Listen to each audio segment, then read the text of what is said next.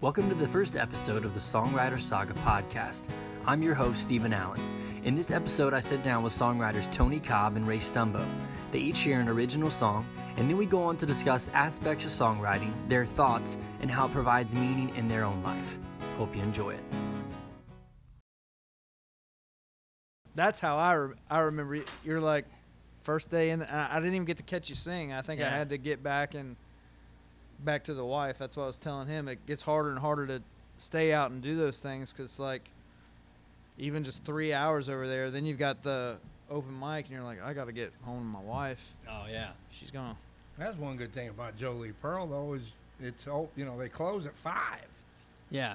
Yeah. So you're not staying out too late or anything. Out of all the venues, especially your first time, right? You know, your first time going out. Out of all the venues, I'm so glad the first open mic that I went to was Jolie's, because not just the group of singer-songwriters that are there, but then just the audience itself seemed to be super gracious. Oh, yeah. And I've been at other open mics where you have a singer-songwriter get up, and it's being hosted by another singer-songwriter, and while this guy, and he'll even say, this is my first time singing, everybody, especially if you're a songwriter, you better be paying attention to this kid and, like, make him feel, because this is make or break. This is right, I did it once. like he's being listened to. And so I remember the guy who was hosting was, like, talking to the other songwriter, and at some point they were laughing so loud I couldn't hear the song being sung, and I was like, dude, this is not the circle I want to be. Anyway, so Jolie's. Anyway, so that was the first. What you're talking about. That was the first time I walked in and you were singing, and I don't remember what it was. I just remember it being good, and I'm like, I'll take that. And 1 out of 25 ain't too bad. You were clean shaven then, and I might have been. And and then there was a few other. I think Amelia was there.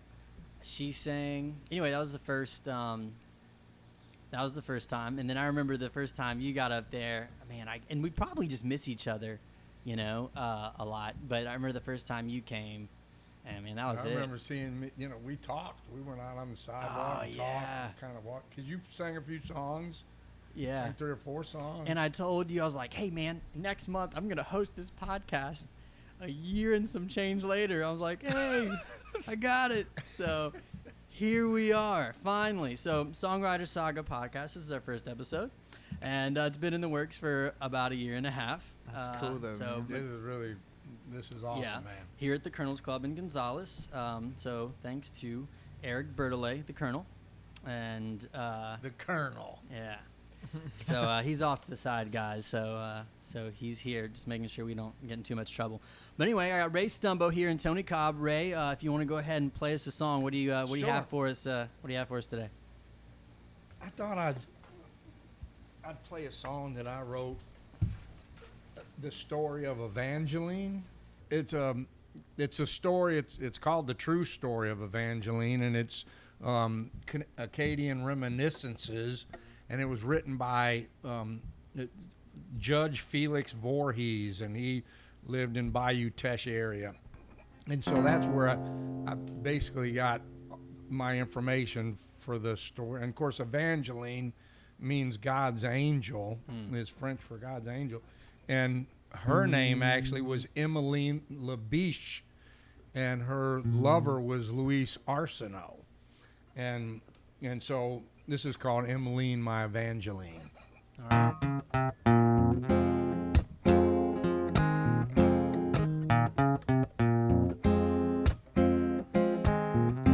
Emmeline, my Evangeline, God's little angel sent to me. An orphan child, I gave her home, and I raised her as my own. Her fate would be severe, as little children you shall hear. An Acadian beauty she became, her heart is pure as summer rain. Hazel eyes like precious stones, her dark brown hair in ringlets flow. A smile to light the dawn,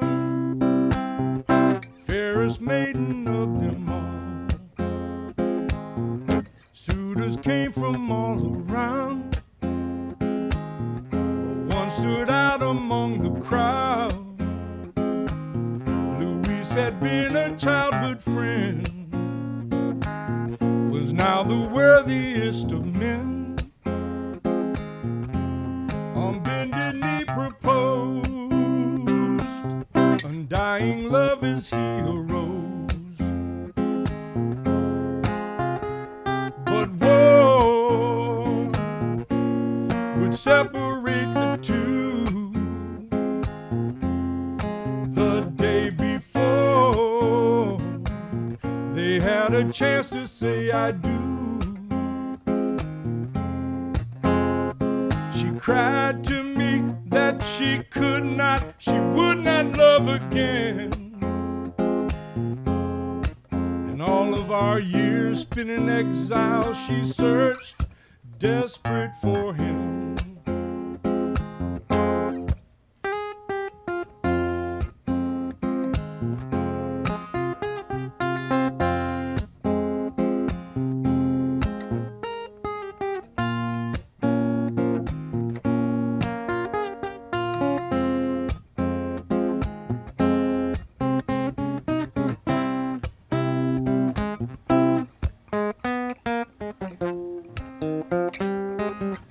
Finally reached Louisiana, reunited with our kin. And as we stepped down from the boat, she looked as if she'd seen a ghost. Beneath the live oak tree stood her long lost love, Louise. Like a lightning bolt she flew, the ecstasy of joy renewed, longing for his warm embrace. Saw only sorrow on his face, and he just hung his head, for to another he'd been pledged. Some say that she simply lost her mind, for from that day her spirit never did revive. She just wilted away like a flower whose hours come and gone. But for me, my dear child's memory will always live on. In St. Martinville she sleeps, shadowed by that live oak tree, a symbol of a broken heart who vowed her love till death do part. Devotion rarely seen, Emmeline, my Evangeline, God's little angel sent to me. Man. Look, Thank you. I'm gonna be honest with you. Like, I remember you singing that, but at the same time, it's been a minute, and most of your stuff is like super happy, right? Yeah. And I was like, oh yeah, this one. And so, man, Well, I was like, I had that little, I was in Biloxi. My wife and I were in Biloxi, and I had that, I was just sitting out there, and I had that little somber, kind of minor thing going. And I said, man, what can I do with that? And then I remember the story of Evangeline. I said, let me research that and see if I can't come up with something. if I didn't know like that it wasn't your story, Yeah. like the way you have it written, Yeah. You would have thought it was. I would have thought it was your story, So that's, you made it really personal. Well, and that little book that I had read, The True Story of Evangeline, Widow Voorhees, she was an old French woman from Acadiana, and she claims to have adopted Evangeline, Emmeline, because her parents had died. And truly, the kids were, because they were young, 16, years old or so, leading down to the church to get wed, and all the townspeople and supporting them, the British invaded Acadian, and took off all the young men and just loaded them on ships and dropped them off along the eastern seaboard. And so the ladies and the older men searched and found out that a lot of their people were in Louisiana and Bayou Teche area. So they trekked all that way overland. This was, what, 1700s or something, 1800s. Right. And got to Bayou Teche, and Emmeline was looking for Luis all along the way, in every jailhouse and every hotel and every hostel, and never could find him. And then she gets to Bayou Teche, and there he is, leaning against the oak tree, which that oak tree is in St. Martinville, this huge live oak right by the bayou. And they've got a marker set up there now, and he had pledged himself to another woman in the meantime. And she kind of lost her mind. Gosh. Yeah. Yeah. So now, but you don't now. What about you're usually pretty happy? Like I feel like you had was that out of the ordinary for you to write something like this, or no?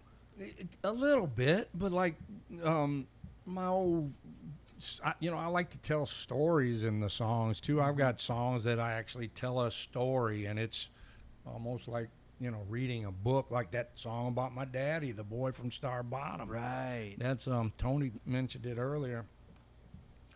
That's a story song, and it's not really a happy song. It's just tells the tale of my daddy. And I got a bunch of them like that, and of course, songwriting is so versatile. I mean, it's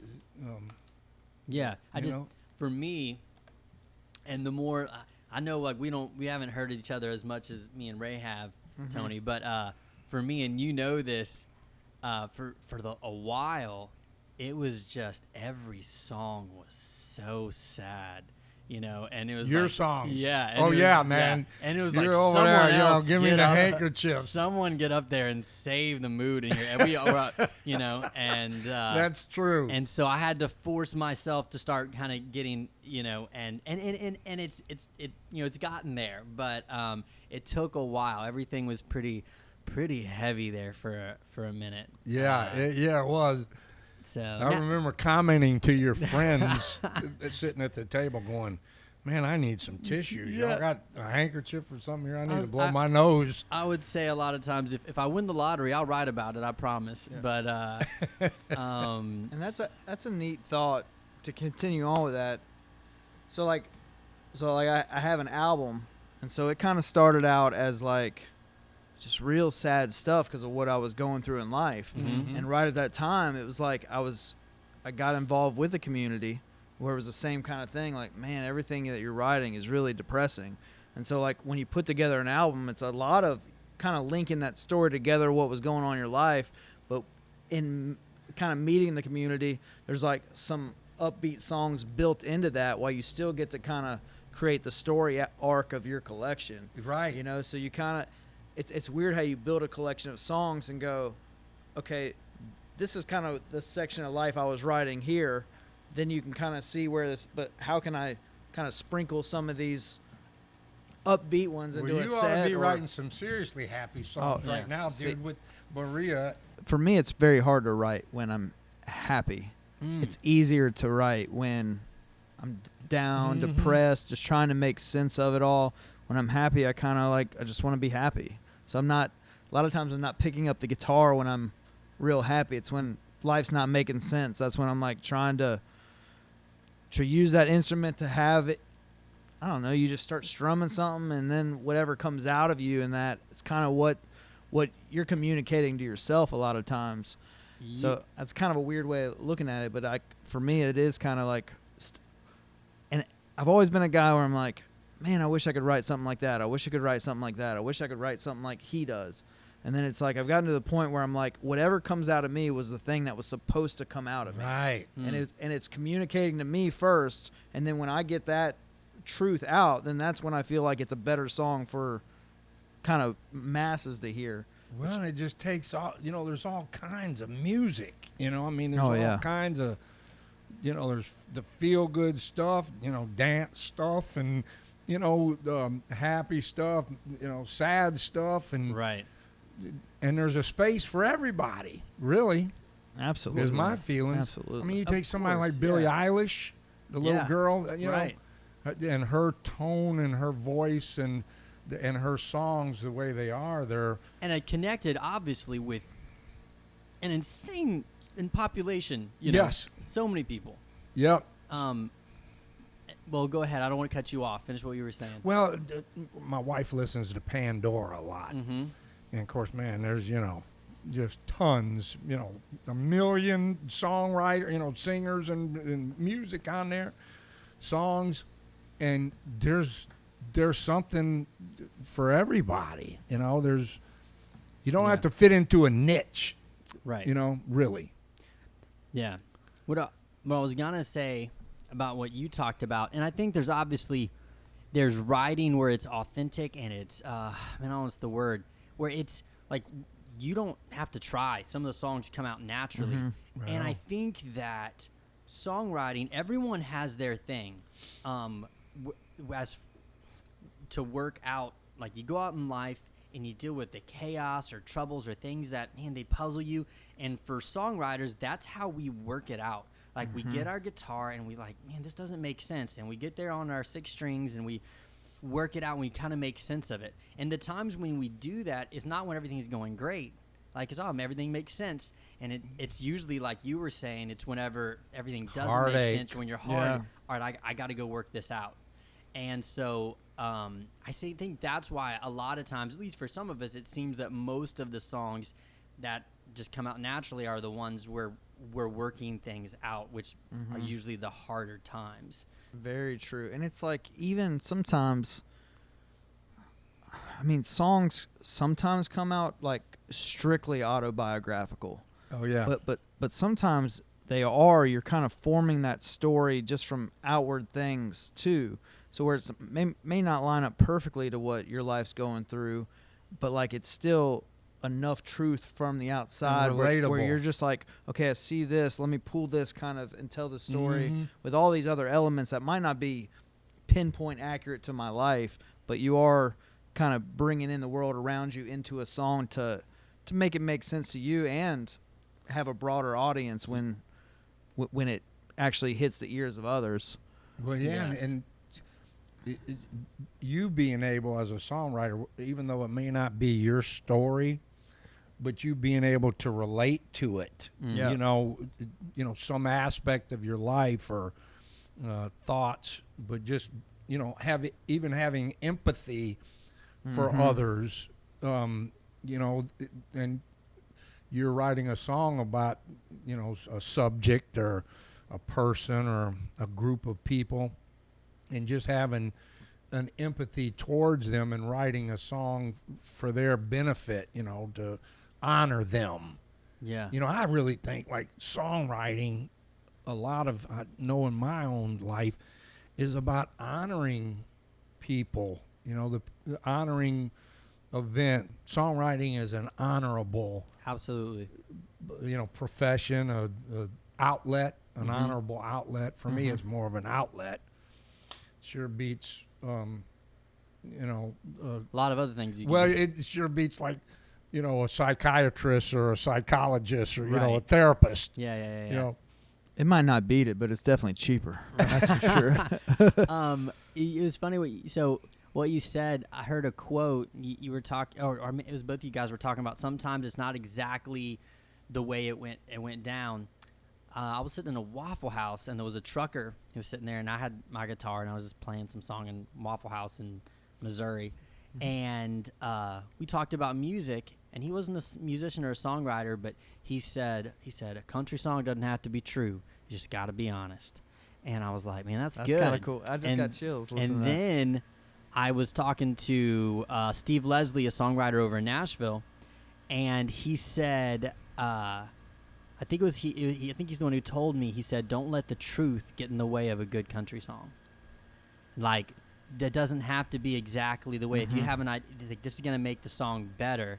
It's like as long as it's honest. You're not giving a factual like autobiography, but the song portrays a truth. Yes, that can be beneficial. So whatever the best tools that you can use to provide that. Yeah. Anyway. Yeah. So it was good. Some It was good like quotes. even good movies, that are based on true, based on truth. Yeah. But they embellish them, and you got to create it and make it interesting for the viewer or for the listener, as in the case of songwriters. This is based on a true story. Only the facts and the people are different. Right. Well, on that, what do you what song you got for us today? Well, I guess in that same vein, I mean, this song that I'm going to sing is called "Sticking Around," and it started out as just a straight up true song, and then there's a verse in there talking about Jerry down on Main Street, kind of a guy that fixes cars. There's not a Jerry on Main Street that fixes cars, but in small towns there usually is a guy like that you kind of take your cars to, and he's kind of always the guy that, oh, take it down to Jerry or take it down to Tom. So many people stick around a small town, and they kind of always investing in the next generation. Like, I'm sure they've had their dreams and aspirations too, but they kind of just end up sticking around small towns, and then they end up being the people that kind of encourage and kind of inspire other young people to go chase your dreams. Right. And so it's just an homage to those people. I had a lot of people in my hometown of 2,000 people. So the first lady that I mentioned is Virginia Hensley, and I was looking to see where she grew up. I wanted to see if she was actually from my town of Walton, Kentucky. And as I was looking up Virginia Hensley, Patsy Cline kept popping up. And I was like, did I type in the wrong thing? What's going on? And it was cool to find out that Patsy Cline's real name is Virginia Hensley. So I thought that was kind of a neat thing. So I didn't find the information I was looking for, but I did think that was kind of cool. Wow. And so Miss Hensley would always get on me about rhyming all the time. We'd do poetry lessons. She's like, you don't have to rhyme everything. And I'm like, so I'd get C's on papers all the time. So I figured I'd throw her in a rhyme. She'd appreciate that. She'd appreciate it. So Yeah. this song's called Sticking Around.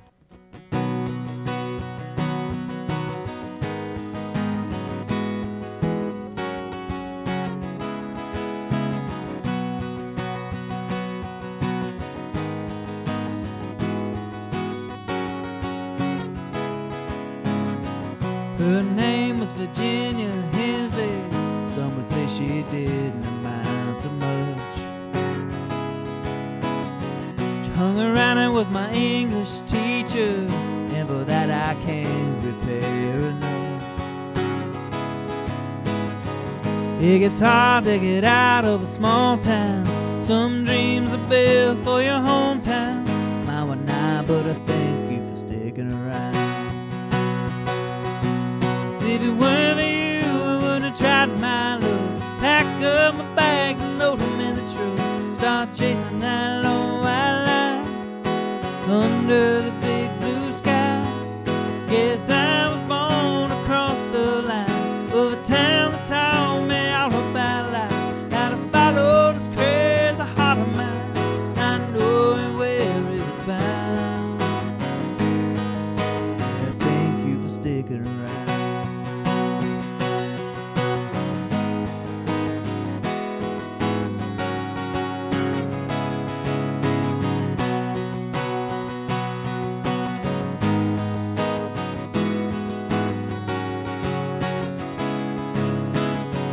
30 years Jerry's been right on Main Street, turning wrenches just to stay alive. He's just trying to provide for his family, helping guys like me leave this town behind. It gets hard to get out of a small town. Some dreams are built for your hometown. Mine were not, but I thank you for sticking around.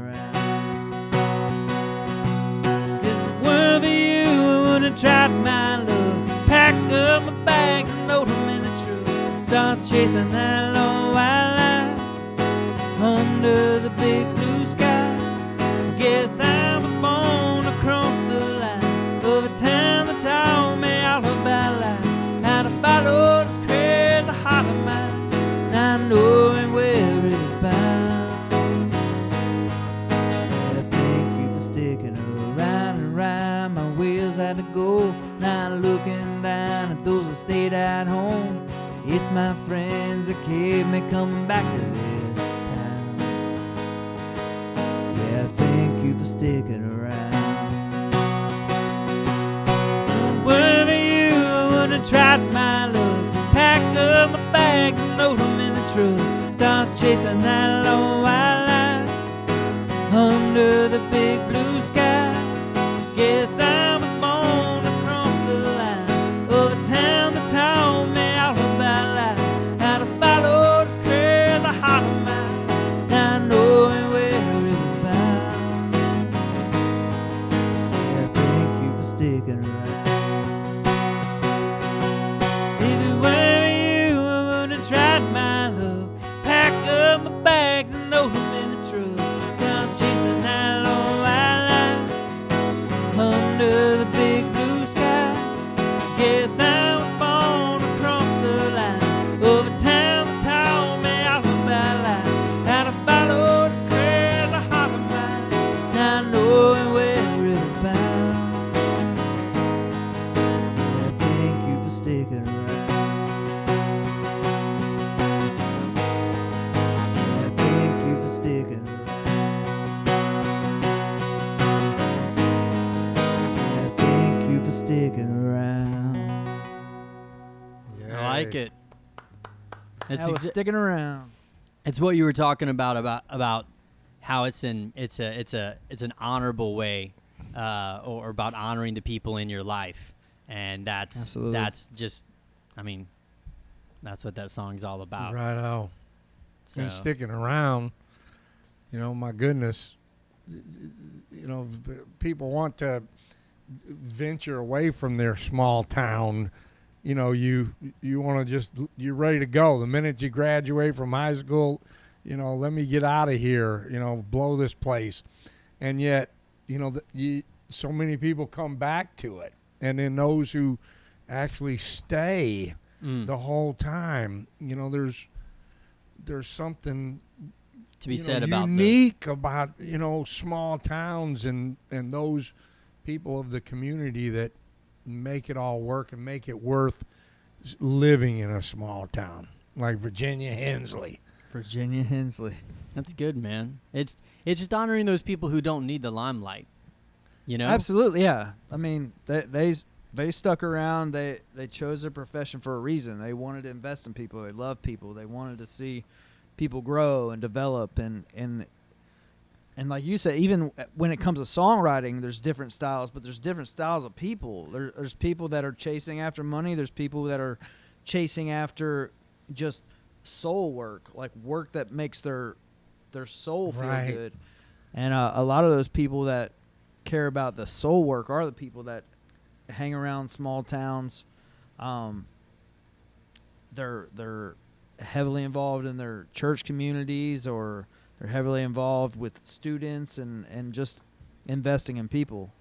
I can't, you know, as a kid, all the different things that you wanted to be, it was never that guy behind the shadows, you know, like all the other things that caught your attention. But the things, I think the people that probably make the biggest impact on the lives of other people are the ones that you sang about. And outside of songs like the one you wrote, that's about all the I guess the, you know, shout outs that they get. You know, that's it. And that's enough. And it's weird too, because most songwriters I know don't necessarily want the limelight either. Mm-hmm. But it's like it's the gift that's been given to them to make sense of the world.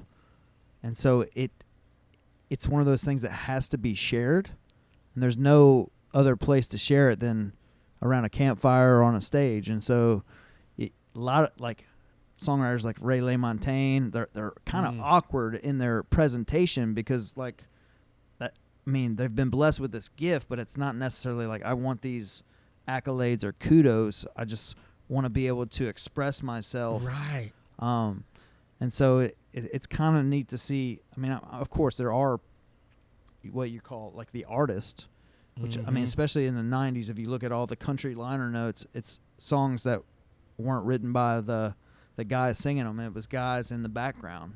Yeah. And that was kind of always my attraction to songwriting. Would be awesome to have somebody be the voice for the song, the vehicle for the song. But Kenny Chesney hasn't called me up yet, so I kind of had to. Kenny Chesney. Yeah. Even that, just hearing that kind of in the same vein, I think even songwriters are kind of like, this is my kind of gift to the world, and I don't necessarily want the accolades or any, but you got to get them out there somehow. Shoot, most of the people on the radio, and we talked about Pandora earlier, that's not their song. They didn't write those songs. Right. You know, somebody else wrote them, and the songs we all love so much too. Many of the songs that we love and still sing today, classics. You know, those artists didn't write many of those songs. Yeah. You know, they weren't the James Taylors, but even some of his songs, you know, he didn't write some of them. Yeah. There's something special though, and I didn't discover it until Joe Lee's, really, you know, that first open mic. There's definitely something special about hearing a song being sung by the writer, and there are probably singers who perform something and it feels like it's theirs, and I feel like those are the exceptions. Yeah. They're out there, but there's definitely something special about hearing a song being sung by the person who wrote it, and it just being authentic, and it's honest, and you know it. And that's what's neat about like the 3rd Street Songwriter Festival, when like Kay brings in like what she calls hit songwriters to like the Manship Theater, and like hear songs that are very familiar that you've heard on the radio be sung by a guy that was in the room like crafting that. That's fun. It's a really neat experience. Eye-opening, really. In the songwriter community, it's been a few years since you've seen Ray, but at the same time, it's a different bond that you have with people. Absolutely. And just whenever you write a song and you sing it and you put it out there, you're being very vulnerable with that person, and then I don't think I've ever been anywhere with songwriters where it's just one person. Like, you take turns, and and so it's a group of people that's just all putting everything out there. And when you leave that, you've connected with people that sometimes you don't connect on that level with people that you've known for 10 years. Yeah, right. And your own so family. Yeah, sometimes, and I mean, I know with you and like you're hearing your songs. It was that one time, and that was it, and the first time I called you up, you're like, Steve, and I'm like, Ray, like, and it just, it doesn't take much. How'd he get my number? It took a while. Your number circulates. It's always reaching out to somebody who knows somebody to get Ray Stumbo's number, because you can't reach him on email. He'll give you his email, but you can't reach him there. I mean, I was just doing that. I was trying to show someone this guy Ray Stumbo, and I'm like looking him up on Facebook to show him who it is. Like, oh, that's right. He's not on there. Man, I really appreciate things like this right here, what you're doing. Yeah. With this podcast and this inauguration of this podcast. And then Tony mentioned about our 3rd Street Songwriters Festival, which we had to cancel this year because of the pandemic. Right. But all those venues in this area that are really opening up for guys like us who have to work for a living, but to pay the bills, but we still have these avenues that we can perform at and share stuff that we've written and share our vulnerabilities and share our hearts with. Yeah, it's really nice having that, from Jolie Pearl to like the Songwriter Festival. all downtown Baton Rouge. Yeah, La Divina. I know Fat Cats. There's a Oh lot my of- gosh. Yeah.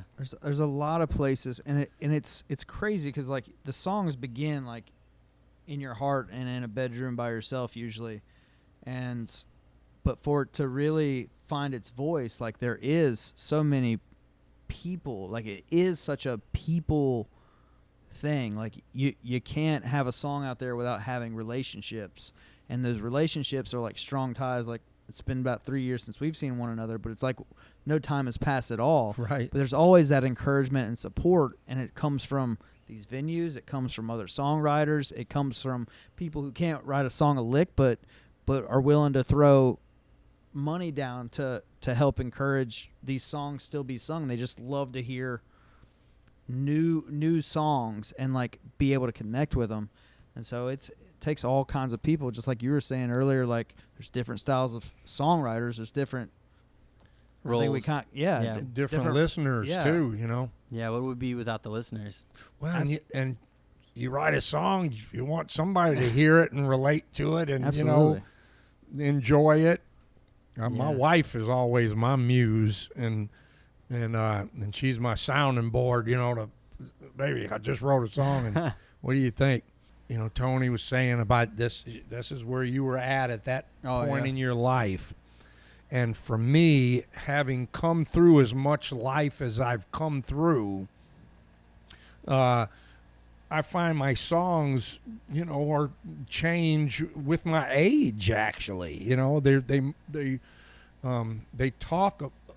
They're more mature, I guess. Some of them are, and I try to be more immature, at times with some of my happier songs and I like toe tapping type songs and try to make them more relevant to a younger, my daughter. I throw things at her a lot of times, and she's 29, and I'll say, baby, I wrote this song. What do you think? And then she goes, ooh, I like it. So if I can get me a good from her, then, It's your sounding board number 2. Right. Yeah. Well, speaking of time, we're about to wrap it up here. Thank you guys so much for coming on here, Ray Stumbo Absolutely, and a lot Tony of fun. Cobb. I'm glad we finally made this happen. Took a Yes. year and a half in the works. But this is the first episode of the Songwriter Saga podcast, so I'm glad it was you two guys at the beginning of it. It's gone extremely well. Really meaningful. Definitely will have you guys back. And if you guys, anyone listening, you're a singer-songwriter out there, if you know of one, then definitely, shoot me a message. We'd love to have you on. And that's it, guys. Thank you guys for coming on. Thank you, Stephen Appreciate Allen. you, brother. It sounds like you're saying senior songwriter, which I feel, like I'm right, a senior songwriter, and I'm going, that's me. I'm trying to catch up with the gray and the beard.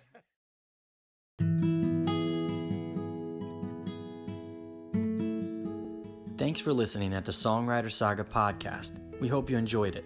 For more content like this, be sure to click subscribe. Thank you.